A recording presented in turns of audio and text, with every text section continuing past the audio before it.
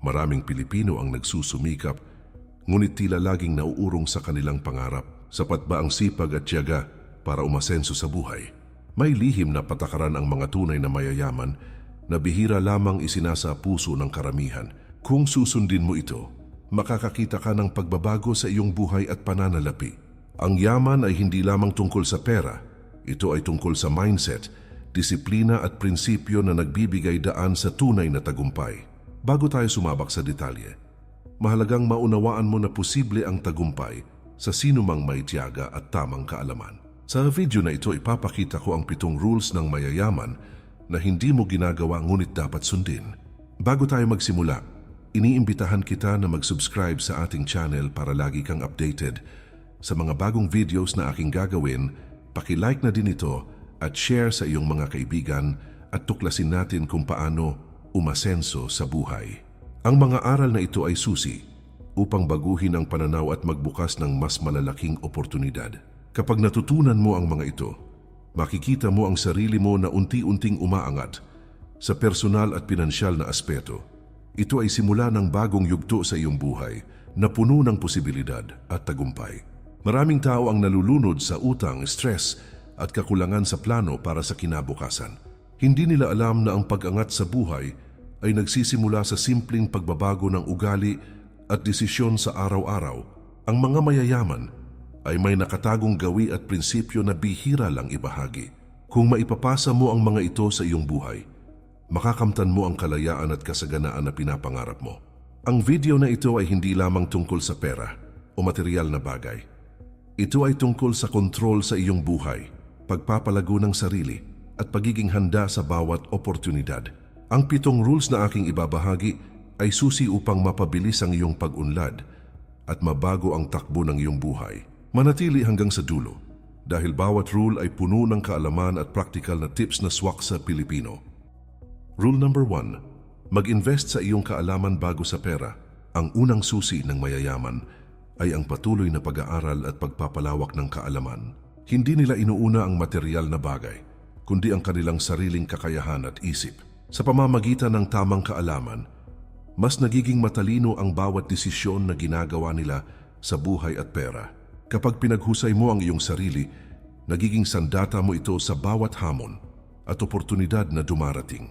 Maraming Pilipino ang nakatuon lamang sa mabilisang kita, ngunit nakakalimutan ang kahalagahan ng edukasyon at skill.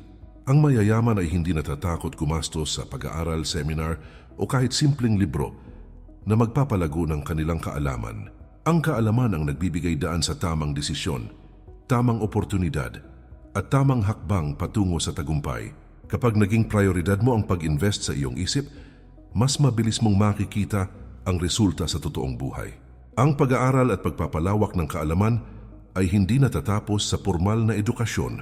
Kailangan mong matutunan kung paano pamahalaan ang pera, kung paano lumago ang negosyo, at kung paano umunlad ang sarili sa bawat aspeto ng buhay.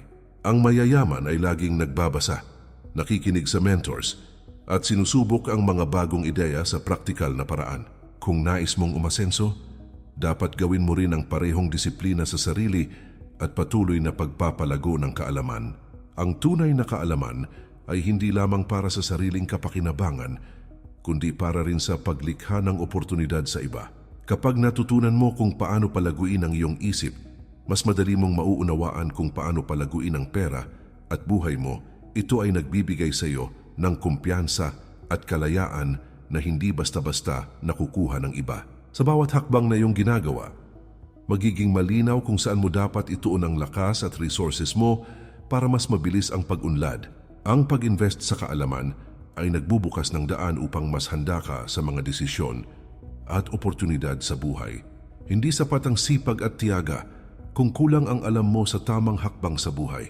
Kapag sinimulan mong pagyamanin ang iyong isip, unti-unti mong makikita ang pag-angat sa iyong personal at pinansyal na aspeto. Ang kaalaman ay hindi lamang puhunan, kundi pundasyon ng tunay na yaman at tagumpay sa buhay. Rule number 2. Gumawa ng matibay na plano sa pera at buhay. Ang mayayaman ay laging may malinaw na plano sa kanilang pera at buhay. Hindi nila basta-basta ginagastos ang kanilang kinikita ng walang direksyon o layunin. Ang bawat hakbang nila ay pinag-iisipan at nakaayon sa kanilang long-term goals. Kapag natutunan mo rin ito, mas maiiwasan mo ang pag-aaksaya ng oras at resources sa walang kwentang bagay. Maraming Pilipino ang nakatuon lamang sa pang-araw-araw na gastusin at nakakaligtaan ng pangmatagalang plano. Ang mayayaman ay alam na ang pagkakaroon ng budget, savings at investment plan ay susi sa seguridad at paglago. Kapag malinaw ang plano mo, mas madali mong matutukoy kung saan dapat ituon ang oras, pera at effort mo. Ang bawat desisyon mo ay nagiging mas maayos at epektibo kapag may gabay na malinaw sa iyong utak.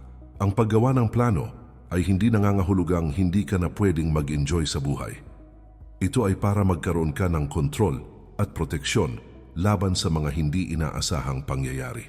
Ang mayayaman ay laging handa sa emergencies at hindi natatakot sa risk dahil may planong nakalatag.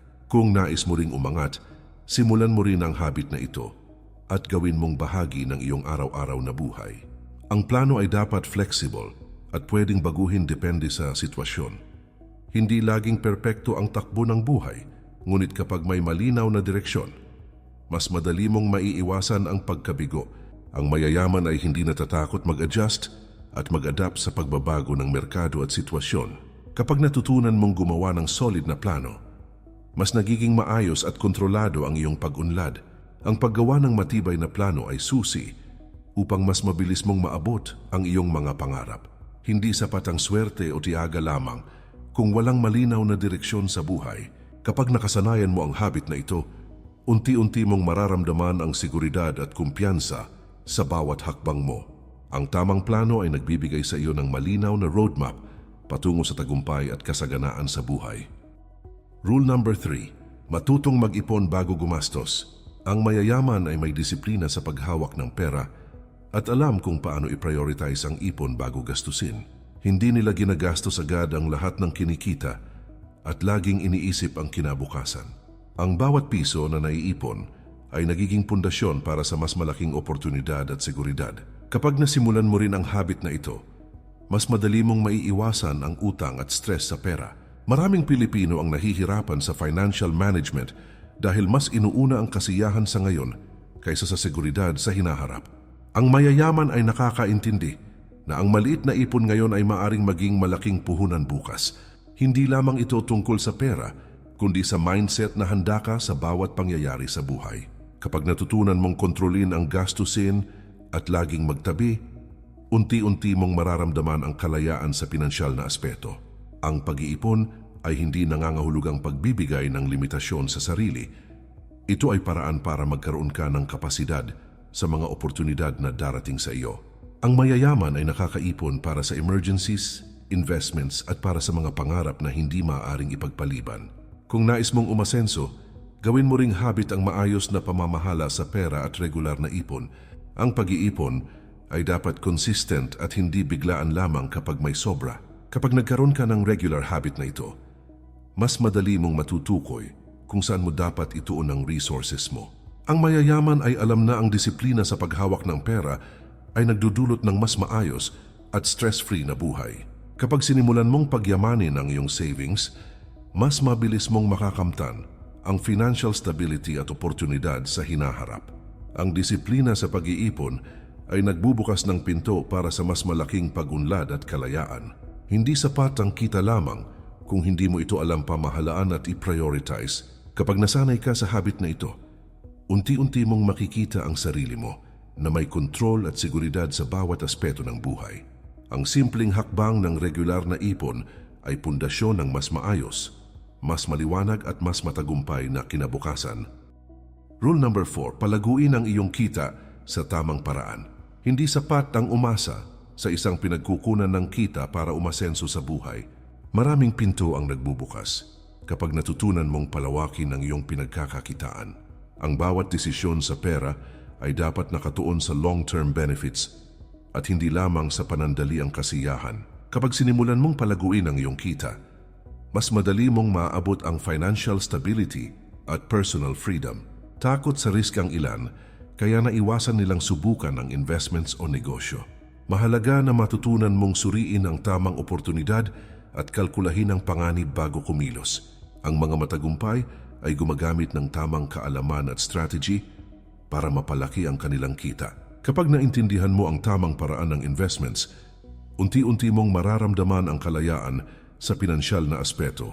Hindi ibig sabihin na kailangan mong mag-luxury o gumastos ng sobra para palaguin ang pera. Ang tamang strategy ay nakatuon sa assets at pag-iwas sa gastos na walang halaga sa hinaharap.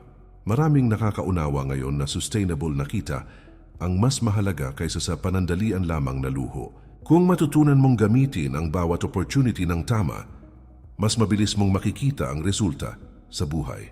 Disiplina at malinaw na plano ang kailangan para maging matagumpay ang anumang hakbang sa kita.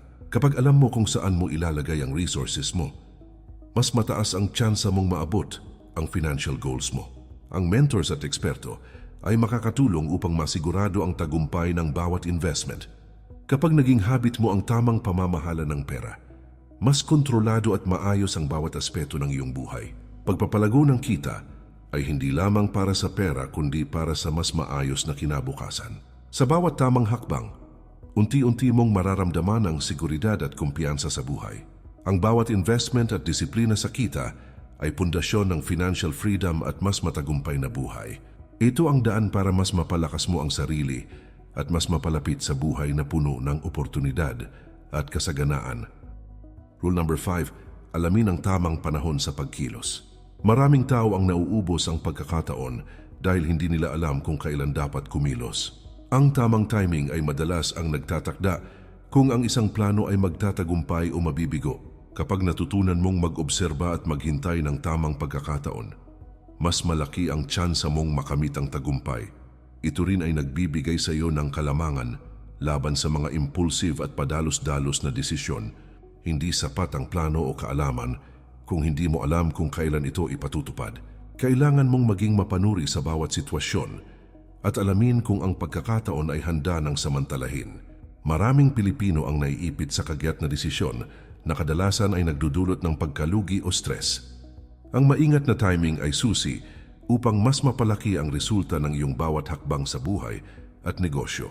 Pag-intindi sa timing ay hindi lamang para sa negosyo o pera. Ito rin ay mahalaga sa personal na relasyon, kalusugan at iba pang aspeto ng buhay. Kapag natutunan mong basahin ang tamang pagkakataon, mas magiging maayos ang daloy ng iyong buhay. Ang bawat hakbang mo ay magiging mas epektibo at mas kapaki-pakinabang kapag alam mo ang tamang panahon para kumilos. Maraming pagkakataon ang naiiwan sa nakaligtaan dahil sa takot o pag-aalinlangan. Ang matagumpay ay may tapang at tiyaga upang samantalahin ang tamang pagkakataon kapag dumating ito. Hindi nila hinahayaang mawala ang oportunidad dahil sa pagdadalawang isip. Kapag sinanay mo ang sarili mo sa tamang timing, mas mabilis mong maabot ang mga layunin mo sa buhay. Pagkakaroon ng tamang timing sa bawat hakbang ay nagbibigay ng malaking bentahe sa personal at pinansyal na buhay. Kapag natutunan mong kilalanin at sulitin ang bawat pagkakataon, mas madali mong mararating ang tagumpay. Ang disiplina at obserbasyon ay nagsisiguro na hindi ka maiiwan sa mga oportunidad na dumarating sa iyo. Ito ay pundasyon para sa mas malinaw, mas matatag at mas maayos na kinabukasan na puno ng kasaganaan at posibilidad. Rule number 6. Palibutan ang sarili ng tama at positibong tao. Ang uri ng tao na nakapaligid sa iyo ay malaki ang epekto sa iyong pag-unlad at mindset. Kapag palaging kasama ang mga taong negatibo o tamad, madali kang maapektuhan at mawalan ng direksyon. Sa kabilang banda, ang mga kaibigan at kasamahan na may ambisyon at disiplina ay nagbibigay inspirasyon at gabay. Kung nais mong umasenso, mahalagang piliin mo ng mabuti ang mga taong inuukulan mo ng oras at tiwala. Maraming Pilipino ang hindi napapansin na ang kanilang kapaligiran ay nakakaapekto sa kanilang pag-iisip at desisyon.